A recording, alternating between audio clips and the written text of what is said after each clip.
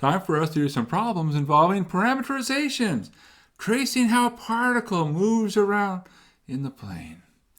As with all new ideas, it's important to practice, because practice is how we make new ideas old ideas, and things that we're comfortable with.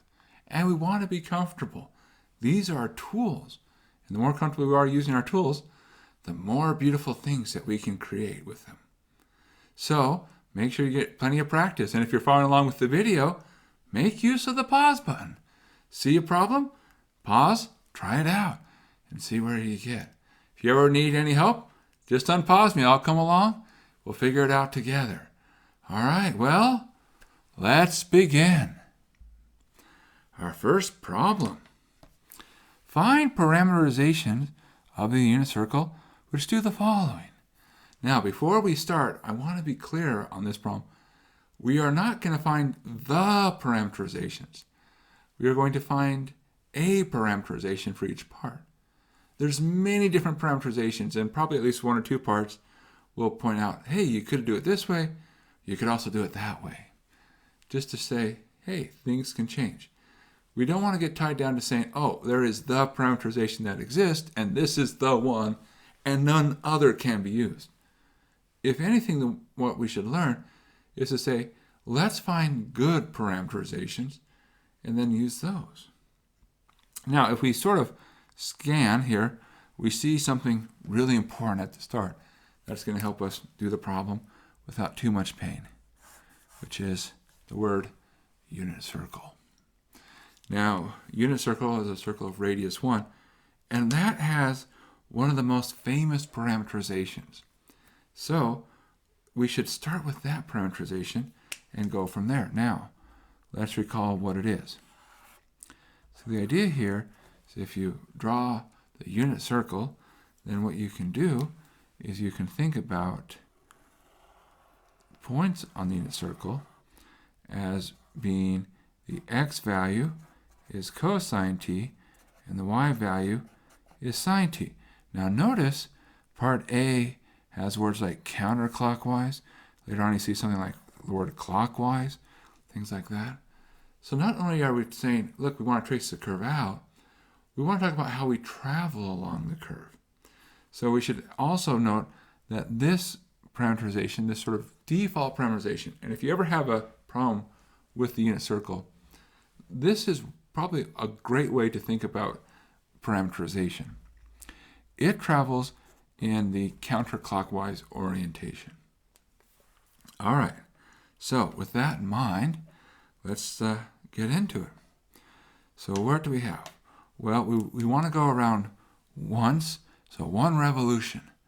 And we want to go from the point 1, 0, which is this point, travel around one time, and get back to 1, 0. Okay, well, there's a pretty obvious candidate, which is, hey, we have this great parameterization that travels counterclockwise. Let's use it. So what can we do? Well, cosine t, sine t, and for time, well, if I want to go all the way around, that would be 2 pi. Now we could, of course, modify things. We could do things such as, for instance, if we multiply by a factor of 2 pi t, then we could, instead of having to go from time from 0 to 2 pi, we could go from 0 up to 1. They both do the same thing. It's just a matter of saying, how do we want to adjust time? Okay, so circle going clockwise, one revolution. It's the easiest parameterization because it's the default parameterization. Well, let's kick things up a notch. So what if we want to go around twice? So, this is a revolution so nice, we're going to do it twice. We're still going counterclockwise, so we're still traveling in that direction. So what can we do? Well, we say, look, we know how to go around once. We'll just do it a second time. So what we can do is simply say, don't stop at 2 pi. Go from 0 and keep going. So once, twice. So for 0 less than or equal to t less than or equal to 4 pi. And of course, there's lots of other things you can do as well. Okay. Go around once clockwise. See, now it's a little different. We want to go in sort of the wrong direction. Now, we have to think about what's happening here. So when we talk about counterclockwise and clockwise, what we mean is we say, hey, we're going to have this sort of natural orientation built in. So we have this parameter t. So t starts at some value, goes to some other value. So there's a natural orientation built in with our parameter for t, because it's a set of real numbers, and that has an orientation. So then when we put that into the plane, then lo and behold, we get some sort of orientation happening in the plane. So one way to think about what's happening is you could really think of it as the following. So what we have our parameterization here. So a to b, which is t. And then what we're going to do is we're going to think of this as though we have like a wire. So there's this wire here, and we pick it up and we say, okay, we're just going to map this into the plane where we have wherever the start is, and then we follow it along to wherever the end is. So at time t equals a, we're at the start. At time t equals b, we're at the end. So essentially, what's happening is we're taking this straight wire, then we're bending it and putting it into the plane. So there's this orientation that already is built into the wire, low value to high value. So that's an orientation that goes into the plane. So what don't we want to do? Well, we want to say, okay, we don't want to say, okay, let's take our orientation, and then instead of going from 0 to 2 pi, we'll go 2 pi to 0. That's wrong. That's because we want to go from low value to high value when we talk about t. So what can we do? Well, we want to essentially reverse time. So the way we can do it is we can do the following. So for reversing time, we can say, look, let's put in cosine minus t, sine of minus t. And we'll just do it for a single interval. Because notice what happens. It says your t, because we're thinking of our parameter as time, but also in the case of the unit circle, it's an angle. So normally we think of our parameter here as t.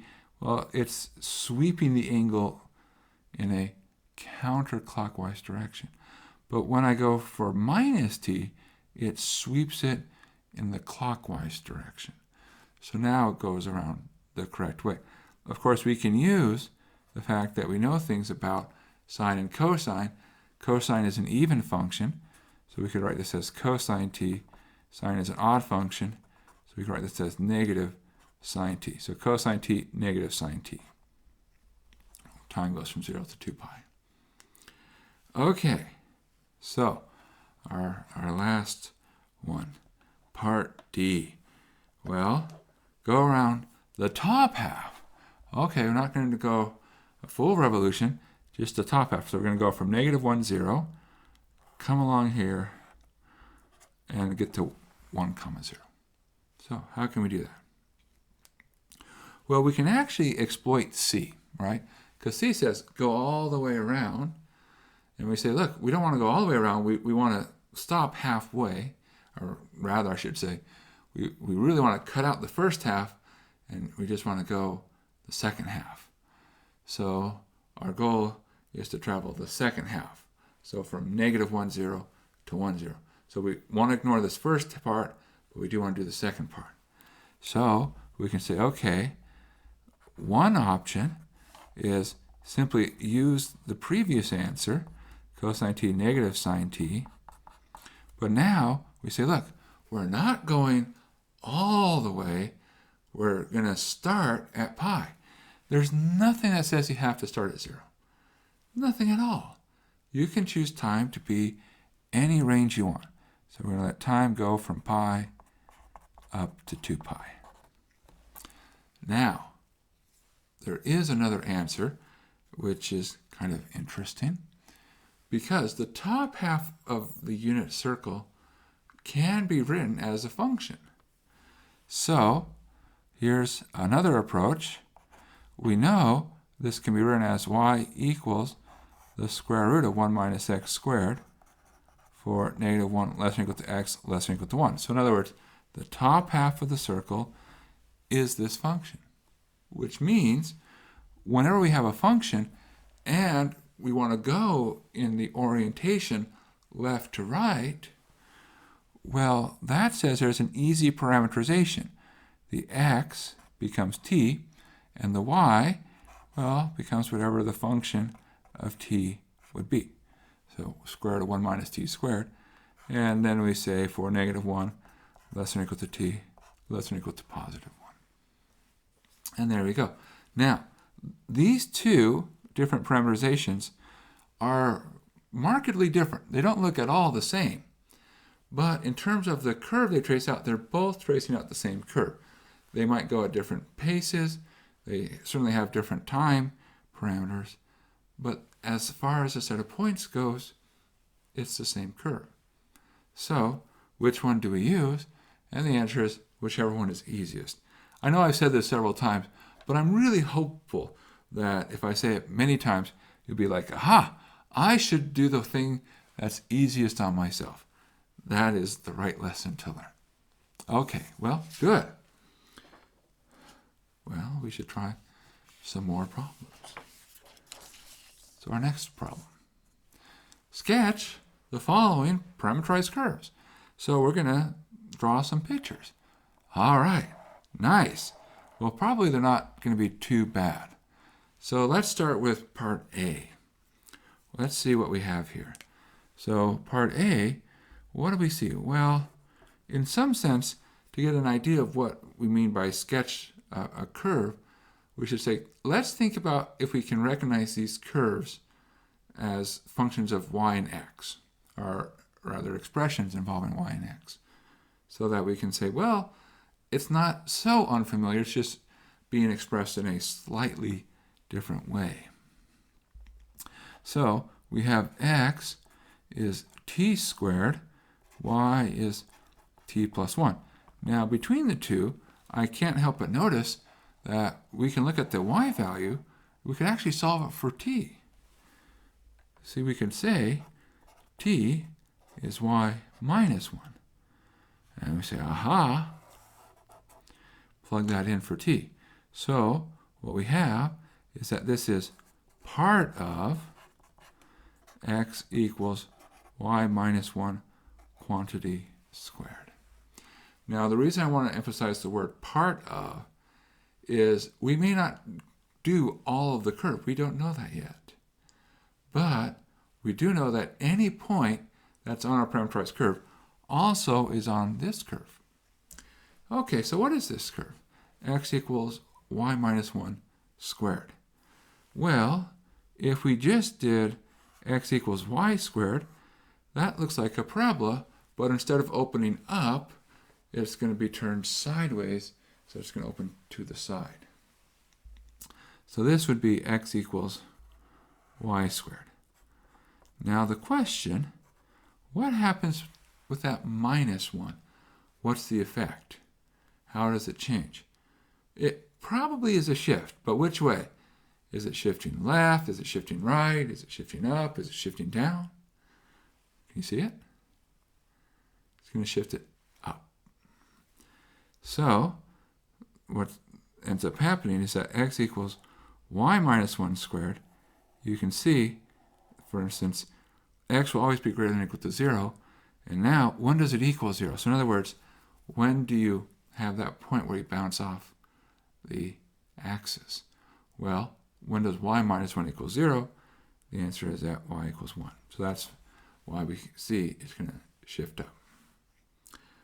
Okay, now, we're not done yet, because the real question is it part of this, or is it all of it? And how do we know? Well, for that, we take a look and say, what can we say about t?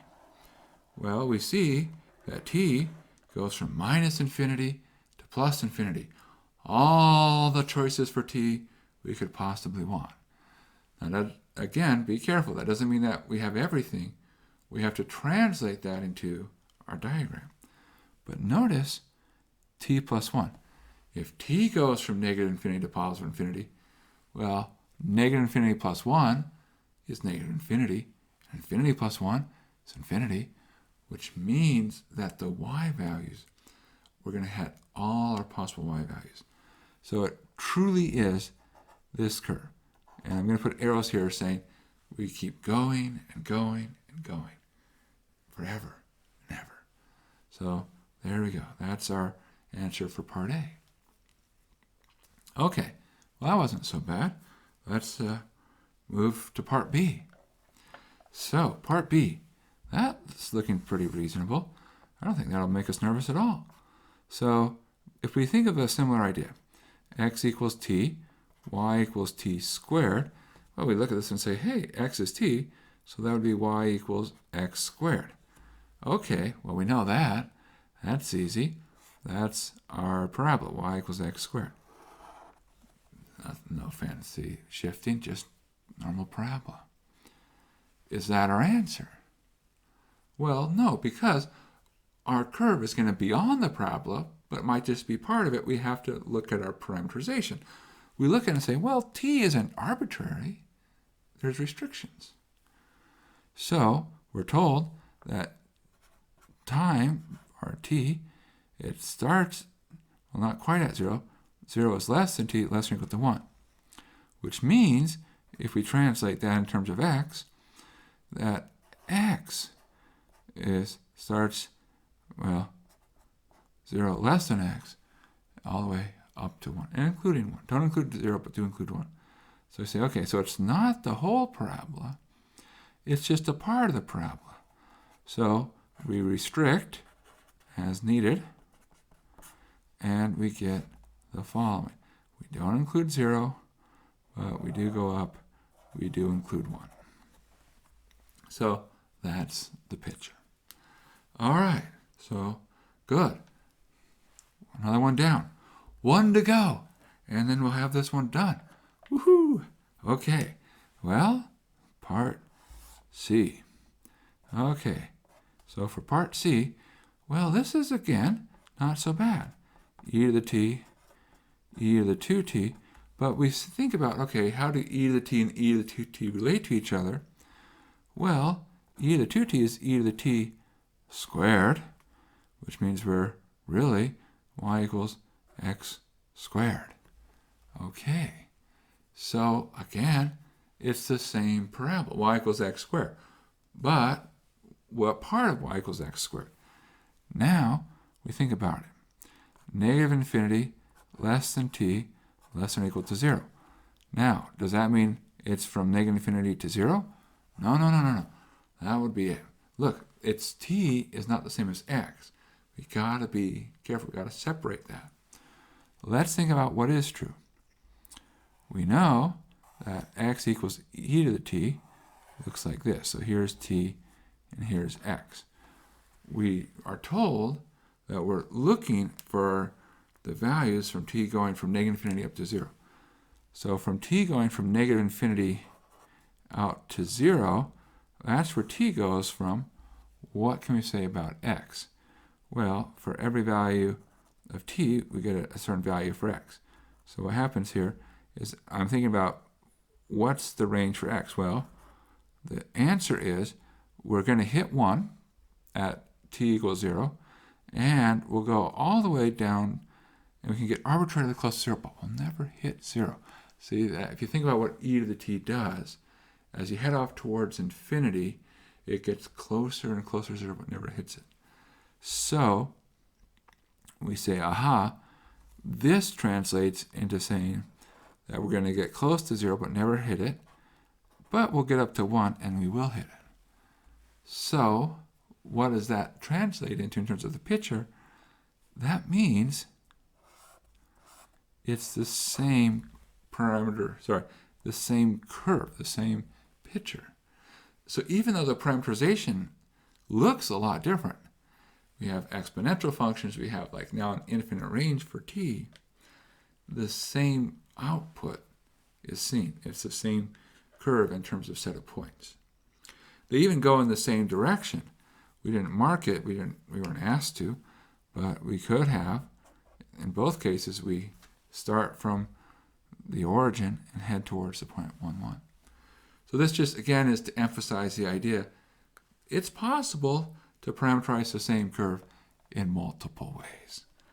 And because we did it. That's the best way to show that it's possible. Because we say, aha, proof, good. All right, well, all right, good. Let's try another problem. So, find a parameterization of a straight line segment connecting the points 3, 7, and -2, 1. So I'm going to talk about two ways to do it. I'm just going to give you sort of a simple argument that you could do this and it would work and that's fine. And then I'm going to be like, mwahahaha. There's another really fun idea. So I want to talk about the really fun idea. So what's happening? We have 2 points. -2, 1, let's say, is over there. 3, 7 is over there. And so there's a straight line segment. Okay, so there we go. And we want to connect the points. In fact, we could even say, look, I want to insist on going a certain way. Maybe I insist I go that way. Now, one thing you can do, and I'm not going to do it because there's another more interesting thing to talk about in a second here. But one thing you can do is say, well, this is a function. So figure out what the function is. Y equals a function. You have 2 points. It's a line. Now you have y equals mx plus p for some m and some b. And once you have that, then you can adapt it, and it works out pretty cleanly. Even if you're going the wrong way, well, just replace t by -t, and then that reverses your orientation. So we're not going to do it that way. Instead, there's this really cool idea which says, let's do the following. We're going to insist that we start here at t equals 0, and we end here at time t equals 1. And what we're going to do is some sort of like balancing it out. So you might sometimes, if you want to be very fancy, ideas we're looking for a convex hole of these 2 points. That's a very fancy way to describe it. But what's really boiling down to is we want to say, look, I want to say at time 0 I'm there, at time 1 there, and then any other time in between I'm at some point in the middle. So at some point in the middle, it's like, well, I'm some portion of the way between the point at 0 and the point at 1.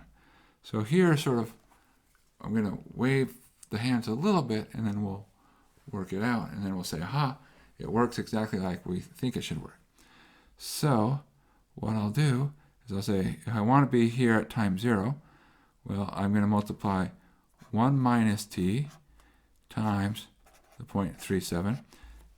This is cheating just a little bit, but we'll explain what everything means in a moment here. Plus t times the point -2, 1. So let's suppose you could multiply a point by a number and nobody would object. If you object, just hold your objections for just a second here. Well, let's think about what happens at t equals 0.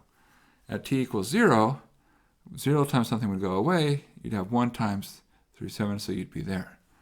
What would happen at t equals 1? 1 minus 1 is 0. That goes away. 1 times -2, 1 is there. And so what happens is you're balancing it out. And so you're doing this sort of weighing. And you can do this with 2 points. You can do this with any number of points if you're really careful. But you have extra parameters coming into play. So now you put it all together and you say, well, look, really what's happening? So when I'm talking about 1 minus t times a point, I really mean just scale the x coordinate, scale the y coordinate. So it would be 1 minus t times 3. And then here it would be a minus 2 times t, comma, and then the next entry, it would be 1 minus t times 7, and then t. Now you can see it works pretty clean. So if we're careful here, so multiply out 3 minus 3t minus 2t is 3 minus 5t. 7 minus 7t plus t is 7 minus 6t. And you can check what happens. When you plug in 0, you get 3 comma 7. When you plug in 1, you get 3 minus 5 is negative 2, and 7 minus 6 is 1. And the important thing is, this truly is a line, because if you set x equals the first coordinate, y equals the second coordinate, well, you get x is some combination of t plus a constant, plug it in, and you get y is, again, a function of x. And so it's all clean. So this ability to, another word you might hear is interpolate. So it's sort of like, well, initially we want it all at one point, not on the other point, and then we're doing this linear interpolation, and then we're putting it all at this point now, and this point now is worth 0. So it's this moving between 2 points. We're saying put all your weight here, none there, and then just shift the weights. And as you do that, you move the point along. And all right, this is a fun idea. You might see it later depending upon where you go, but we're just planting some seeds. Hopefully someday you'll get to harvest. Okay, let's go and try a different problem. Okay, so our next problem. Identify and sketch the parametric curve x of t, y of t, when x of t is t plus 1 over t, and y of t is t minus 1 over t, and t is assumed to be positive. Okay. Well, that's not so trivial. We've got to put some thought into this. So generally speaking, when it says identify, what we'd like to do is get rid of the t's, because, well, if we understand the equation in terms of x and y, then we have a chance to say, oh, I recognize that. I've seen this before. Well, hopefully we have. So we're looking for, can we take our current expressions, so that is, here we have x as t plus 1 over t, and y as t minus 1 over t, can we somehow put these together in a way that helps us figure out what's going on? Now, there's lots of ways to do it. So one of the things that we could do is for example, we could add, and why not? Sure, we could do that. If we add these two together, we come to the conclusion that x plus y, and we get 2 times t, and then the 1 over t's cancel out. Or we could say x plus y over 2 is equal to t. Okay, well, that's one way to do it. Now I have what t is, so plug it in to one of these equations. It doesn't really matter which one. I could say plug it into here, and now I can get rid of our t's. So we know whatever a point is, it has to satisfy x is equal to x plus y over 2 plus, now 1 over t just means flip things over. So if I flip that over, 2 over x plus y, t plus 1 over t. Well, okay, we can move that across, and if we do that, well, it would become, there's an x, we'd have to subtract an x over 2, so that would leave us with an x over 2. That would be a minus y over 2 equals 2 over x plus y. And now, cross multiply. So, just because fractions are hard to work with, so we get rid of our fractions. So x minus y times x plus y becomes x squared minus y squared equals 4. Okay, so there we go. That's promising. That's promising. In fact, that's a curve that, if we remember back to our algebra days, the good old days of algebra, it has a name. This is called the hyperbola. Okay, so what does it look like? Well, hyperbolas, they can open either sideways or they might open up and down. So I can't do that simultaneously, sorry. So it could open up or down, or it could open sideways. Well, how about this one? Is it a sideways opening one, or is it one that opens up and down? What do you think? Well, the answer is it's a sideways opening one. One of the ways you can spot it is you can say, for instance, where do I hit the axes? Well, on the x-axis, that's y equals 0. I hit it at +2 and -2. So I have to hit it at those 2 points. On the y-axis, where x is 0, I don't hit it at all. See, if I were going to be opening up and down, I'd have to hit it on the y-axis. And the fact that I'm missing it means I've got to be opening left and right. So the hyperbola itself looks something like this. Now, that does not mean that this is the right sketch. It does mean that whatever the sketch is will be a part of this hyperbola. So the question becomes, which part? So for that, we need to dig in a little deeper and explore, well, let's think about t. T is positive, so we pick a parameter. Let's suppose I look at y. We're told t plus 1 over t. Well, what happens to t plus 1 over t when we let t go from various values? Well, t plus 1 over t is going to have, this will be positive, and that'll be positive. So it's greater than or equal to 0. That doesn't really tell us much, other than the fact if this is positive and that's positive, this part we can roll out because that has negative values for x. All right, so we know it's somewhere on the right-hand side. Not quite so clear yet. Let's go into here and see if we can figure it out there.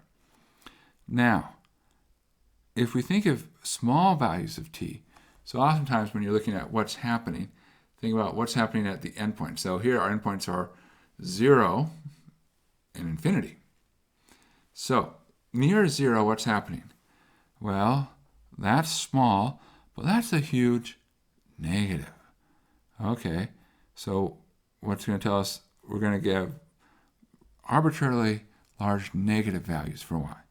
So that's what we know about y. How about as we let t head towards positive infinity? Well, now the second piece is small, but the first piece is huge.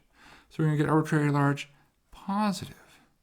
So we say, okay, we know it's on the right-hand side, and the y values are going to go from minus infinity to plus infinity. So it's actually the entire right branch.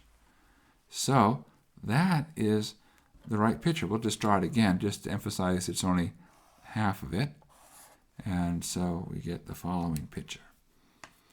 Now, sort of one interesting comment to make here is you might say, okay, how long does it take?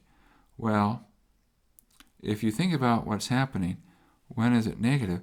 Turns out the negative part is from 0 up to 1. So it takes just 1 unit of time for our parameterization to cover this whole bottom part. On the other hand, this whole top part is from 1 all the way out to positive infinity. So even though they're equal in some sense, they're equal by symmetry. Like if you pick this up, turn it over, put it back down, it's the same shape. In terms of the parameterization, one of them takes a lot longer for us to traverse than the other. Well, okay, that's all right. It's not a race. It's not, whoever gets there fastest wins. We just want to get there and be right and have good understanding. Okay, well, let's try another value. Another problem. I was looking at this problem and it said the word value. I was like, oh, okay. Find all values t when the tangent line to the parametric curve, and there's at some value t, is parallel to y equals 2x. Well, this doesn't sound so bad.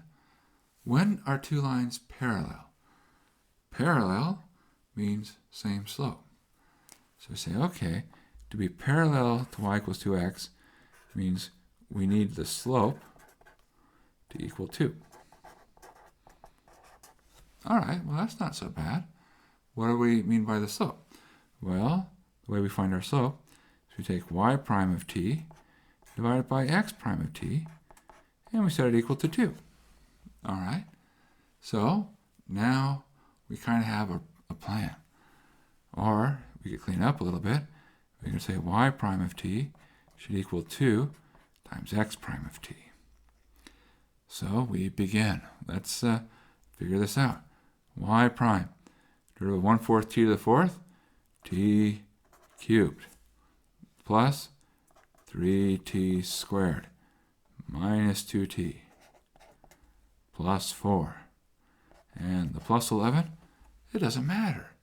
You see, the plus 11 is all about the shifting. In this case, it's shifting the picture up by 11 units.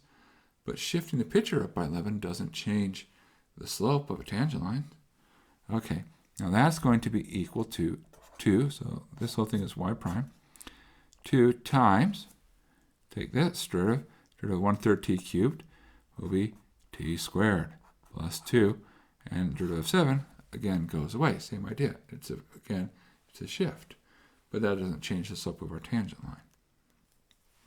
So, we see, we group t cubed, 3t squared, and then there's a 2t squared. Bring that over. So that would be t cubed plus t squared. There's minus 2t. And then here, a 2. Bring it over. Okay, so that'll become a plus 2 equals 0. Okay, good. Now, what do we do? Well, this is going to be a little interesting.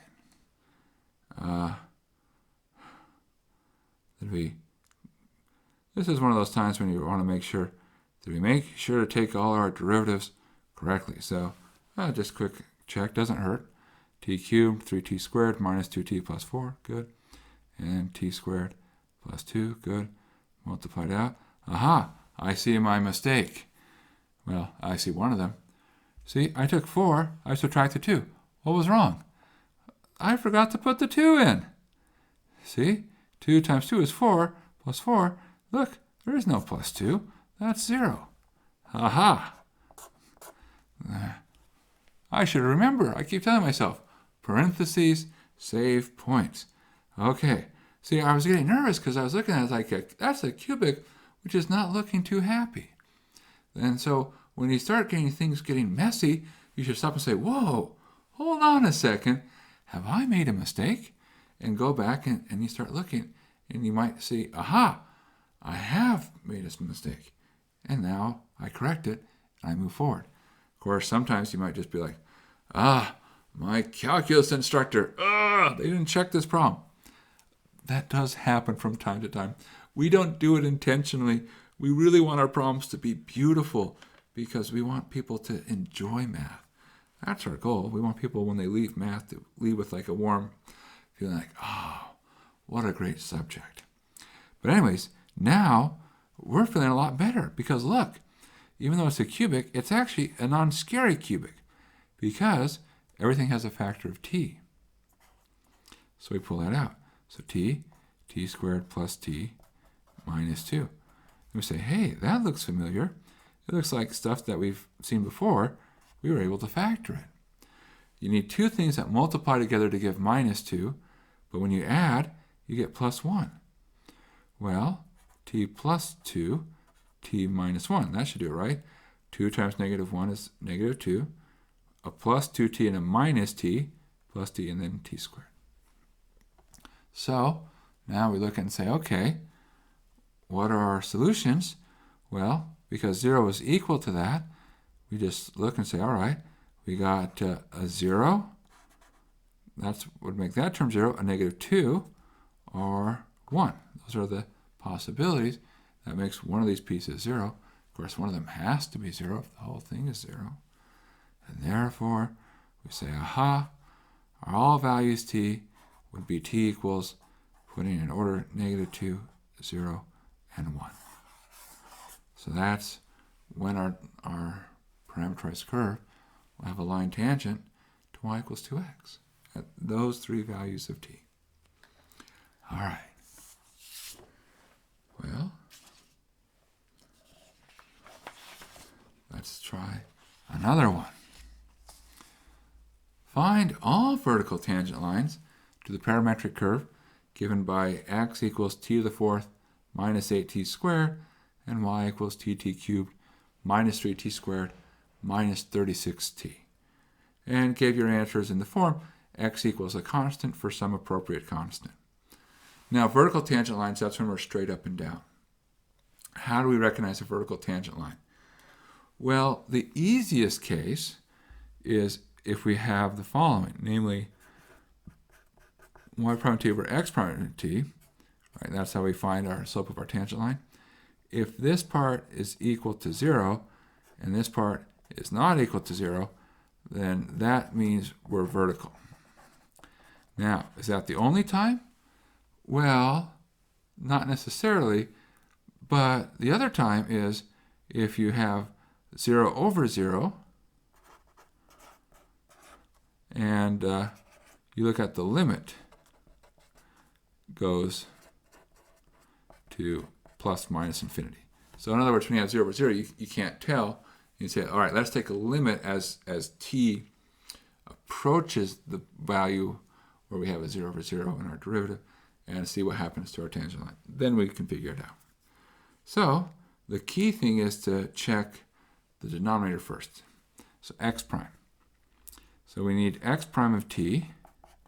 That would be 4t cubed minus 16t, which, by the way, we can factor that. That's 4t times t squared minus 4, which is, oh, this is great. See, this is a square minus a square. Square minus a square, nice way to factor. A minus b, a plus b. So when does that equal 0? So we get candidates are t equals 0 to negative 2. Now I say candidates. The reason I say candidates is you now have to check what's happening with your y prime. Well, what is y prime? Y prime of t would be 6t squared minus 6t minus 36. Okay? 6t squared minus 6t minus 36. So we plug in our points. So at t equals 0, well, 0, 0 minus 36. Good. We want non-zero. That's a great sign. At t equals 2, well, we're going to get 6 times 4, which is 24, minus 6 times 2, which is minus 12, minus 36. Okay, well, that's negative. It's negative 24. All right, so that's good. That's good. How about at t equals negative 2? What happens there? Well, we're going to get 6 times 4, which is 24, plus 12, minus 36, which is 0. Uh-oh. That means we don't know. We got to be a little bit careful there. So we definitely know 0 is good, and we definitely know 2 is good, but we got to think about that negative 2. How do we do that? Well, let's think about what's happening. We actually can dig into this, right? Because now, we now know that negative 2 is a root. Because when we plug negative 2 in, we got 0. So this says this vector is a 6 times t minus minus 2, which means t plus 2. And so what would the other factor need to be? If you're very patient and you work it out, well, because you factor out a 6, this is really minus 6, so it needs to be minus 3. All right, so that's what happens. So we have, if you look, y prime of t over x prime of t, we get some cancellation. We get some t plus 2's canceling, and so we end up with 4 times t minus 2. Oh, whoops. I put the x, not the y. We end up with 6 times t minus 3 over 4t times t minus 2. So now when you plug in negative 2, you see at t equals negative 2, this is not blowing up, which means it's not a vertical tangent line. So we actually only have 2 candidates. Okay. So is that our answer? Is our answer 0 and 2? And why not? Well, because it says give your answers in the form x equals c. See, a vertical tangent line is in a line that you can write as x equals a constant. So we have to translate from t equals something to x equals something. Well, so we're almost there. So t equals 0. I just need to know the x coordinate. So plug in 0 for t. 0 minus 0. And lo and behold, we get x equals 0. Okay, that was just a coincidence. All right, t equals 2. What happens? Plug in x equals 2. We'll get 16. 2 to the 4th is 16. Minus 8 times 4 is 32, which is negative 16. So our final answers are x equals 0 and x equals negative 16. And those are our 2 vertical tangent lines. Good, good. Now you might say, hey, I forgot to check negative 2, and I still got x equals negative 16. Well, you got lucky, because it turns out it would have still got the same answer as 2 and negative 2. But next time, you might not be so lucky. So be careful. Don't rely on luck. It's a dangerous thing. We don't want our math to rely on being lucky. All right. Well, good. So on to our next problem. Okay. Consider the parametric curve with x and y given as they are. Find the tangent line to the parametric curve at time t equals 0. All right. That doesn't sound so bad. So let's do part A first, and then we'll look at what part B asks us to do. So tangent line to the parametric curve at time equals 0. Oh, 0, what a great number. What's our point? Well, plug in 0. 0, 0, 0, 5. Nice. 0, 0, 0, 1. Beautiful. Okay, what's our slope? Well, we need to look at y prime over x prime. When we plug in y prime, we'll get 3t squared plus 6t plus 2. So that's the derivative for y prime. Plug in x prime, we'll get minus 3t squared minus 4t and plus 2. All right. Now, what do we do? Well, we plug in 0. So, at t equals 0, what do we get? Well, 0 plus 0 plus 2. Great. 0 plus 0 plus 2. Wonderful. We get our slope is 1. Perfect. So, now we have our point and we have our slope, so we can make our line. Y minus our y coordinate is equal to our slope, x minus our x coordinate, which we can rewrite that as y is equal, here's x minus 5, bring that over, so it'll become x minus 4. And we're done. That's it for part A. Now for part B. Find the unique. Okay, well, what does unique mean?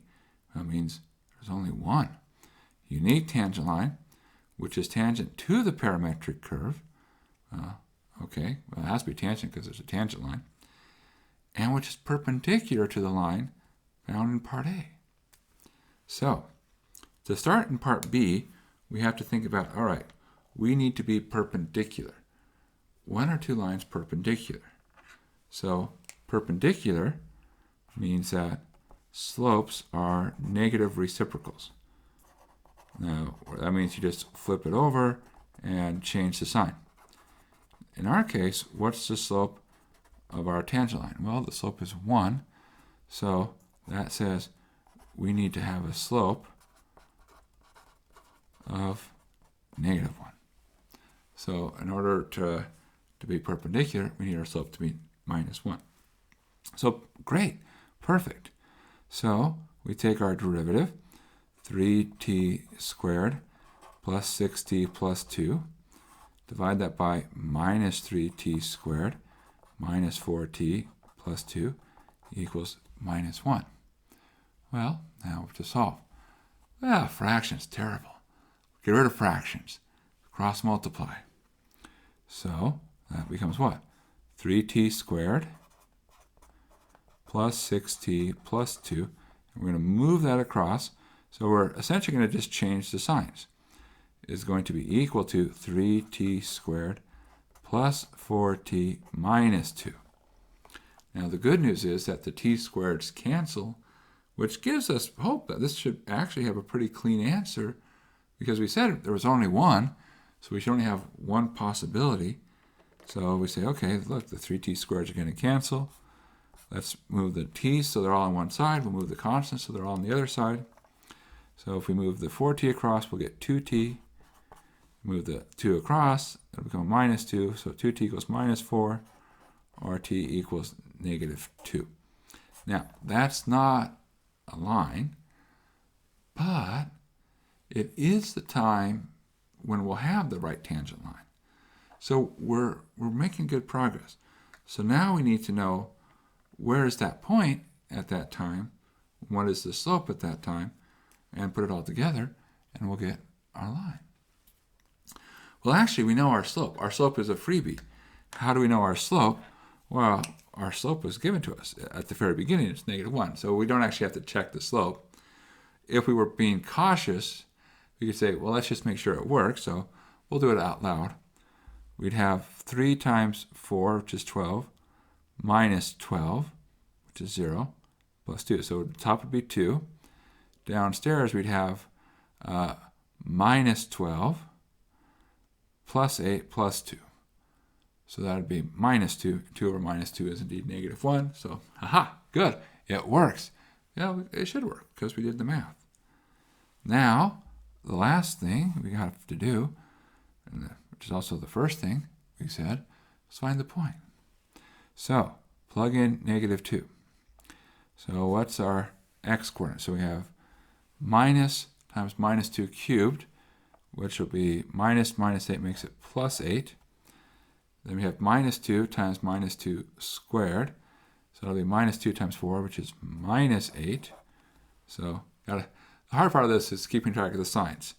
Why is this a +8? Well, there's a minus, and then there's 3 more minuses, and so forth and so on. Okay, so moving along.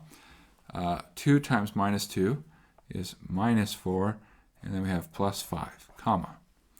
Then we have -8. That's our t cubed. And then 3 times -2 squared plus 12. Then here will be -4 and +1.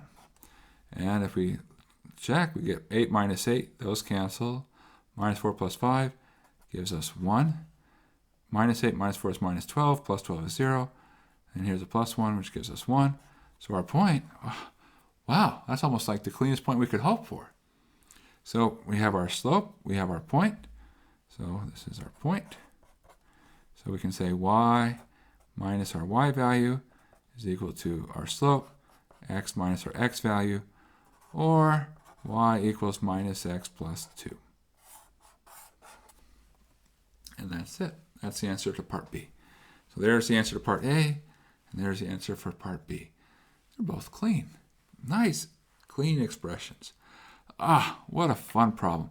It's great when we get a beautiful, clean answer. It makes us feel like we're doing it right, or at least if we're doing it wrong, at least it's beautiful. So preferably we should do it right. Our last problem. For the curve described by x equals and y equals, okay. All right, so we have our curve. Find all values c so that the tangent line to the curve at time t equals c passes through the origin. All right, there's a bit to parse here, so we should think about what's going on. So one of the things is, before we get too bogged down with this specific problem, let's think about the generic problem. What is it that's being asked? And let's think about what we want to look for before we dig into the details too much. So we have the following. Let's just say we have a function x and y. So our point, and we're going to do it at time t equals c, would be at x of c comma y of c. That would be the point of our tangent line. We also need a slope. Well, we can do that too. Our slope is y prime of c divided by x prime of c. So, okay, great, perfect. So, what then is our tangent line? And we can have the following.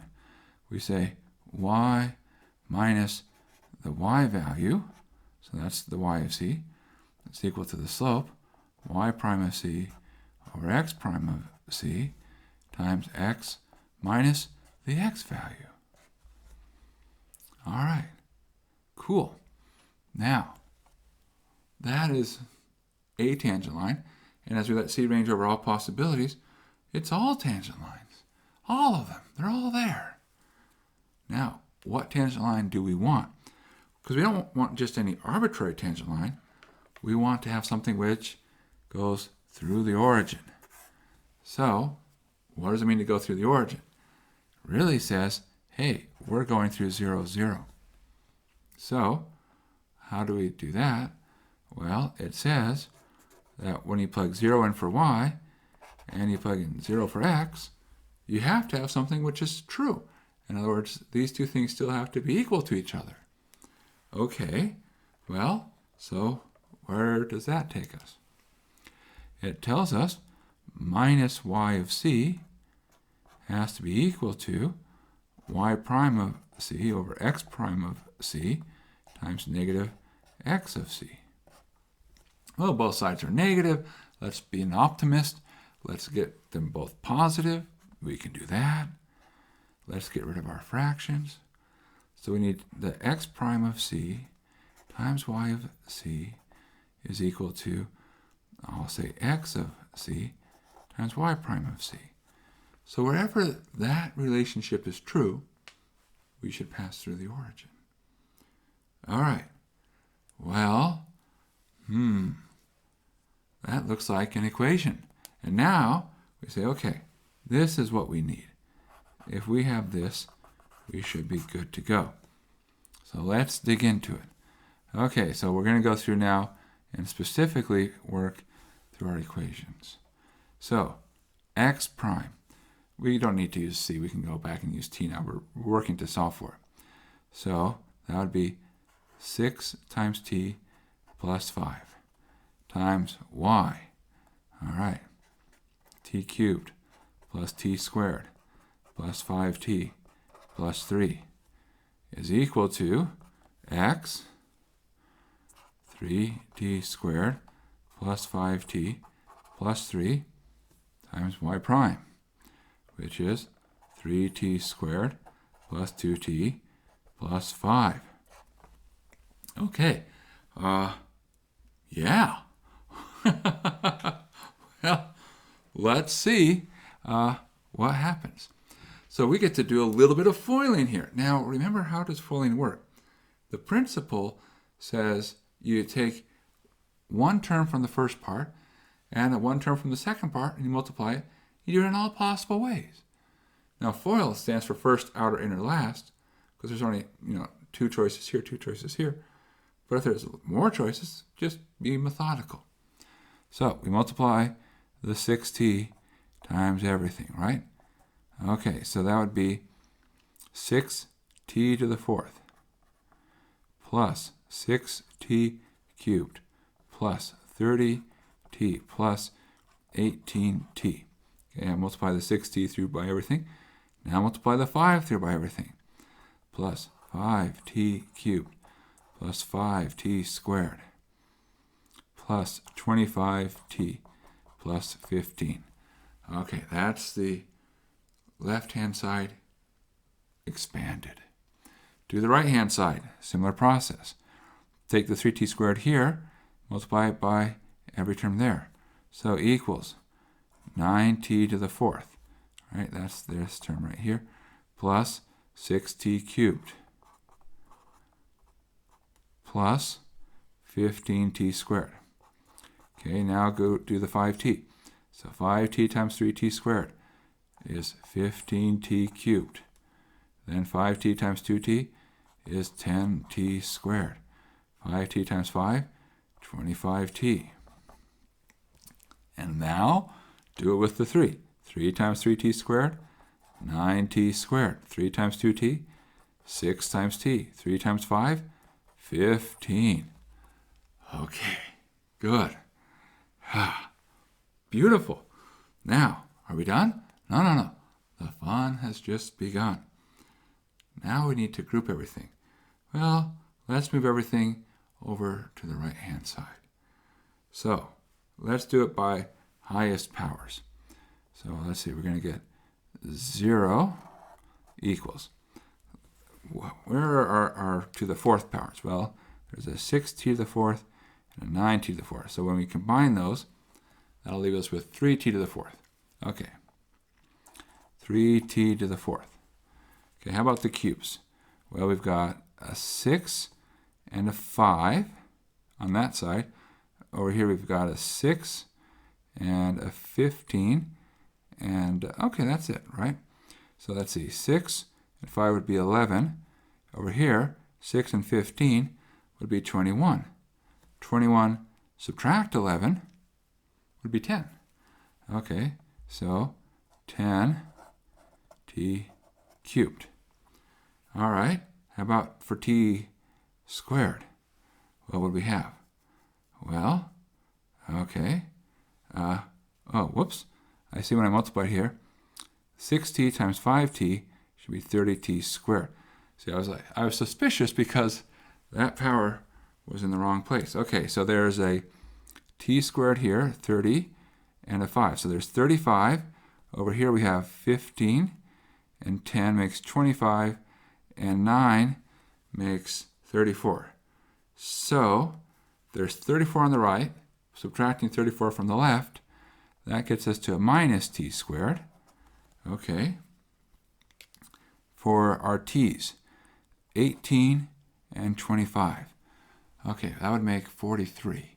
So 43, and over here, 25 and 6. That's 31. So we have 31, subtract 43, makes minus 12. Okay, for our constants, we have 15 and 15 cancel. Gone. Finally some good news. So, because this is a fourth degree polynomial, those are not easy to solve. Okay, so, but at least there's no constant, so we can do a little bit of factoring. So if we pull out a t, so that's t, and there's no other common factor, so we have 3t cubed plus 10t squared minus t minus 12. Okay, so now what? Well, at this point, we can resort to a really cool mathematical technique. Now, if you're not familiar with it, it's a good one to know. In fact, if you ever do, there's a class called differential equations. A good chunk of differential equations is built around the following technique. And it's called you guess. Now, of course, when I say differential equations is built around this technique, technically differential equations is built around the technique called good guess. You make a good guess, which is an educated guess. And oftentimes you might say, well, I'm not right to begin with, but I know how to fix my guess. And so when we talk about make a good guess, it says, before we try anything complicated, can we try to figure out maybe there's something nice that works? So we look at the values here and we say, well, are there any good values for t? for this part that's a cubic, 0 is out because there's a constant term there. It's not 0. So what's the next number you should always try? Generally speaking, the numbers you should try are 0, and then 1, and then -1. And at that point, you should just sort of start to go like, whoever wrote this problem was not being nice, and try a couple more. But what about 1? See, 1 is a great number to plug in. We'll get 3 plus 10, which is 13, minus 1 minus 12, minus 13. 0. That means that 1 is a root. So we get to our point of saying, aha, this factor says t, and t minus 1 times other stuff. Okay, so now we have to say, well, what's the other stuff? So how do we get that? Well, let's do a little bit of work on the side. So here's our little bit of work on the side. Grab some scratch paper here. You always keep some scratch paper handy, right?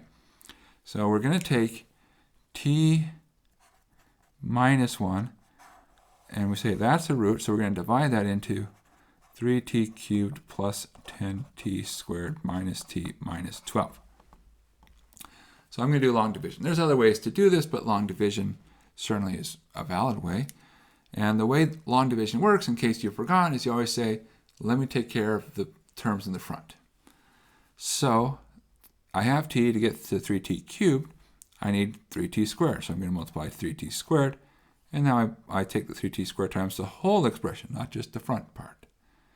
That would be 3t cubed minus 3t squared. Say, okay, well, great.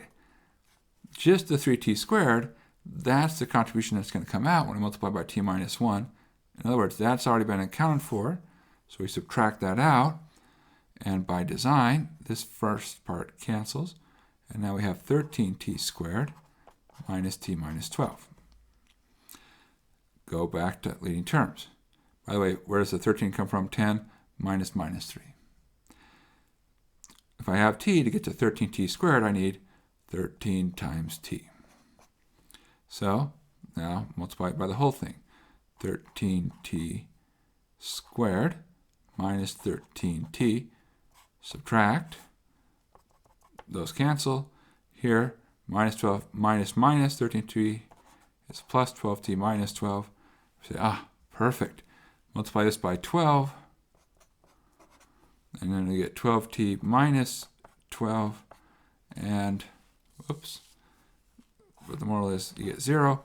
You have to get 0 because we know 1 was a root. We know that t minus 1 is a factor. So, what does all of this tell us? It tells us that this piece right here is 3t squared plus 13t plus 12. All right, so we started with a quartic, but we saw, we can factor out a t. Good guess helps us say, we can factor out a minus 1. And now, all that's left, of course, all that's left sounds like a dangerous statement, is we have to factor 3t squared plus 13t plus 12. Can it factor? Does it factor? It probably does, because it seems like everything starts to factor in this class, but maybe you're like not feeling very comfortable with it. What can you do? Well, if you were uncomfortable, we could always be saying, well, let's do the quadratic formula. Okay, so let's go ahead and run that. Why not? We should do a little nod to algebra. We don't do enough quadratic formula in calculus here. So 3t squared plus 13t plus 12. So our roots would be negative b, so negative 13, plus or minus the square root of b squared. Well, that's 169, 13 squared, minus 4 times 3 times 12. Well, 4 times 3 is 12, times another 12 is just gross. Gross is 144. Okay, all right. All over 2 times a. So that'd be over 6. So what does this tell us?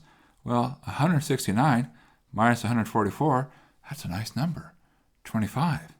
So we get negative 13 plus or minus the square root of 25 all over 6. So that's negative 13 plus or minus 5 over 6. Oh, that's actually some nice numbers coming in here, right? Because look, negative 13 subtract 5 is negative 18 divided by 6 says, aha, we get negative 3. Now, what's the other one? Negative 13 plus 5 would be negative 8 over 6 is negative 8 over 6, or, if you like, negative 4 over 3. Okay, so those are the other two factors, which means that this expression, 3t squared plus 13t plus 12, factors as, well, you have a t minus minus 3, which is a t plus 3, t minus minus 4/3, which is t plus 4/3, and then, well, you have to get the 3 in front to match. So 3 times that. So that's what you would get. All right, so that's our expression. Okay, so updating, we now have a quartic that's been completely factored. So I'm just going to copy our little work down here.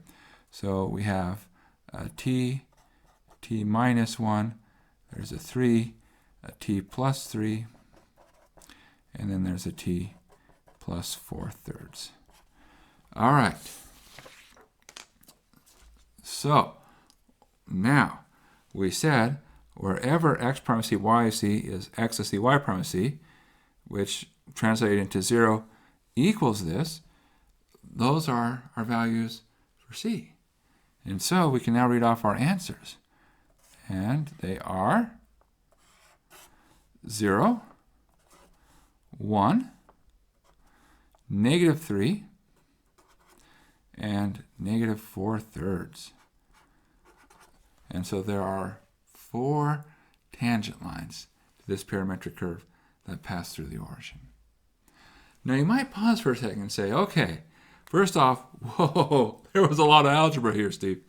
There is, but you know, it's calculus. It's not surprising to see lots of algebra. Should we be worried that it's possible that there's a place where x prime of c is 0? Well, you could.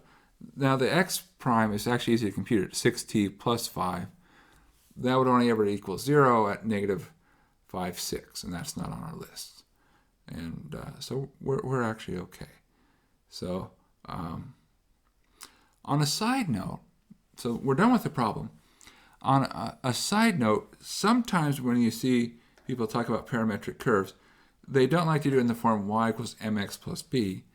And instead, you will see some people do the following form, which says, hey, if you just take this expression, you could multiply both sides by x prime of c. So you could say that, hey, this is really x prime of c times y minus y of c is equal to y prime of c times x minus x of c. And in this format, it's really a lot easier to see what's happening when you have either x prime or y prime equals 0, because you see, aha, if x prime is 0 or y prime is 0, it pops out that things are horizontal or vertical tangent lines, as you would expect. Of course, if they're both 0, as usual, more work. All right, well, I will say, when it comes to algebra, this is probably about as bad as it's going to get, which isn't so bad. It's just a lot of it is be patient. Take your time. Don't forget to pay attention. See, I forgot that because I wasn't paying as much attention as I should. But you'll start to see, like, oh, wait a second. You shouldn't go from t cubed down to t right away. You see patterns, and you're like, something's wrong here. When you start to learn how to detect errors, it becomes a lot easier to correct errors. And it is, by the way, very hard to spot your own errors. This is very, very true.